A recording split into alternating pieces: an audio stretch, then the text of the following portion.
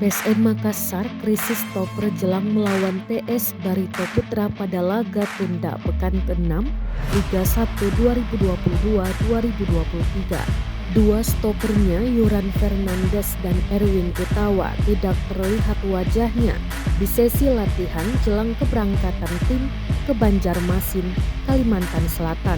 Dijadwalkan skuad PSM Makassar berangkat ke Banjarmasin pada Senin 9 Januari 2023 siang.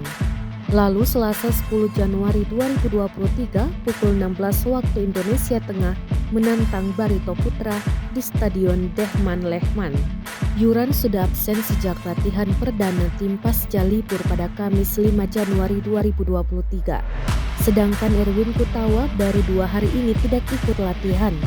Belum ada keterangan resmi dikeluarkan PSM Makassar terkait absennya dua pemain tersebut. Padahal, peran Yuran Fernandes di lini pertahanan klub kebanggaan masyarakat Sulawesi Selatan ini sangat vital. Pemain asal Cape Verde ini menjadi tembok kokoh pertahanan. Yuran memiliki ketenangan, pembacaan permainan yang bagus. Postur badan tingginya mampu menghalau bola udara. Selain itu, ia memiliki kemampuan build up yang baik. Serangan dibangun PSM Makassar kerap dari kakinya.